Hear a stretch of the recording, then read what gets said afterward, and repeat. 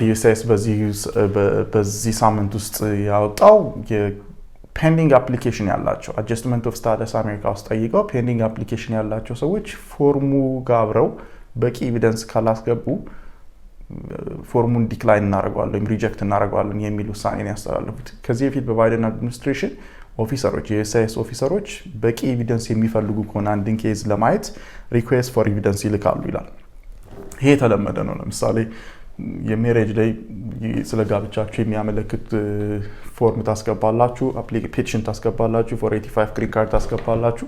ከዛ ኦፊሰሩ ተጨማሪ ኤቪደንስ ፈልጋለሁ ብሎ የሚያስብ ከሆነ ሪኩዌስት ፎር ኤቪደንስ ይልካል። አሁን ግን ተጨማሪ ኤቪደንስ ፈልጋለሁ ብሎ ኦፊሰሩ ካሰበ ሪጀክት ነው የሚያደርገው ፎርሙን ማለት ነው። የ3 ወር 4 ወር ጠብቃችሁ ሊሆን ይችላል እና ገንዘብም አውጥታችኋል፣ ብዙ ወጪ አውጥታችኋል። ሪጀክት ከተደረገ ከእንደገና ከስክራች ነው ኬዛችሁን የምታስገቡት ማለት ነው። እንግዲህ ዩኤስሲአይኤስ ኦፊሰሮች ሙሉ ዲስክሬሽነሪ ፓወር አላቸው የኔ ማድረግ ይላል። ስለዚህ ኢቭን አፒል ለማድረግ እንኳን የሚያስችል ኢንቫይሮንመንት አይደለም የሚፈጥረው። ይሄ ብዙ ሰዎችን አደጋ ውስጥ እንደሚከት ይታመናል። በጥቃቅን ነገሮች ሳይቀር ፎርሞችን ዲክላይን ሪጀክት አድርገው ከእንደገና አንደኛ አውት ኦፍ ስታተስ ይወጣል። ባይ ዘ ታይም ይሄን አፕሊኬሽን ከእንደገና ሲያስገባ አንዶክመንትድ ይሆናል። ያ ሰው የኢሚግሬሽን ስታተሱ አደጋ ውስጥ ይገባል፣ ሊታሰር ይችላል። ተመልሰው ሲያመጡ ወጪውም ከፍተኛ ነው የሚሆነው እና ይሄ ሁሉ በዚህ ሳምንት የወጣ ሌላ አሳዛኝ እጅግ አሳፋሪ ማለት የሚያስችል የፖሊሲ ሂደት ነው። ምክንያቱም በማንኛውም የሊጋል ሲስተም ውስጥ ያን አጁዲኬት የሚያደርገው ዳኛ ይሁን ኦፊሰር ይሁን የመንግስት ኤጀንት ይሁን አንድን ውሳኔ ለመወሰን የሚያስችል በቂ ኤቪደንስ ከሌለው መጠየቅ ይኖርበታል። በቂ ኤቪደንስ በዚህ ዙሪያ ያስገቡ ብሎ በቂ ኤቪደንስ የለም ብሎ ግን በራሱ ብቻ ሳብጀክቲቭ በሆነ አናሊሲስ ካመነ ሪጀክት ማድረግ አይችልም። ይሄ ኮመን ሴንስ ነው። ምክንያቱም ሌላኛው አካል ኤቪደንስ ማቅረብ እንደሚችልና እንደማይችል መጠየቅ ይኖርበታል። አትሊስት ሚኒመም ሪኳየርመንቱን ካሟላ ማለት ነው። ሚኒመም ሪኳየርመንቱ ደግሞ ሁል ጊዜ ፎርሙ ነው።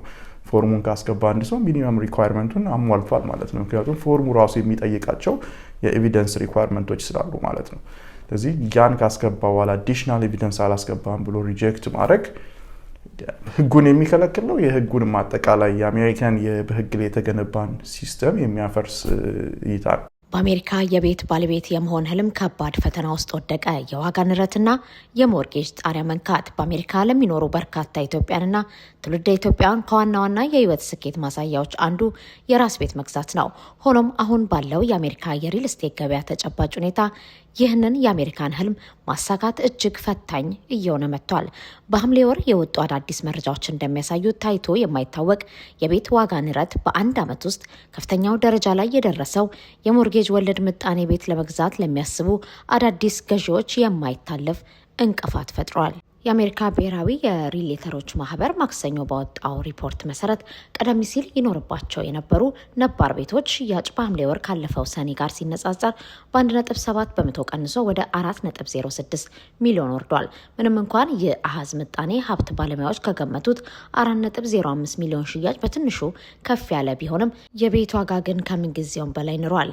የአሜሪካ አማካይ የቤት መሸጫ ዋጋ ካለፈው ዓመት ጋር ሲነጻጸር በ2 በመቶ በማደግ 434,100 ዶላር ደርሷል።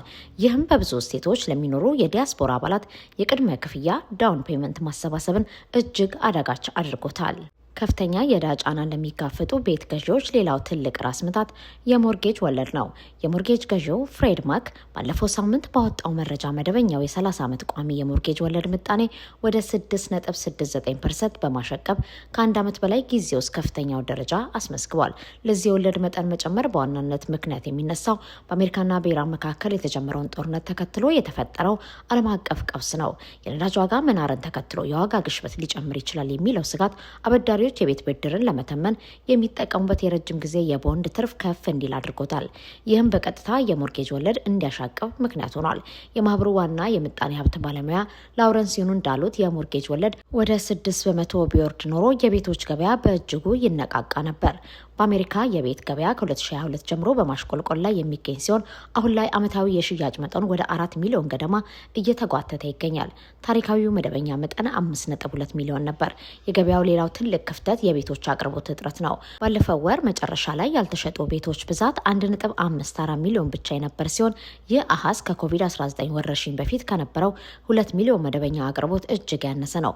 በተለይም በርካታ ኢትዮጵያን በሚኖሩበት የሰሜን ምስራቅ አሜሪካ ክፍሎች በአቅርቦት እጥረት ምክንያት የቤት ዋጋ ካለፈው ዓመት በ5.2 በመቶ በከፍተኛ ፍጥነት ጨምሯል። ይህ አጠቃላይ የገበያ ሁኔታ ለመጀመሪያ ጊዜ ቤት በሚገዙ ላይ ከባድ ጫና አሳድሯል።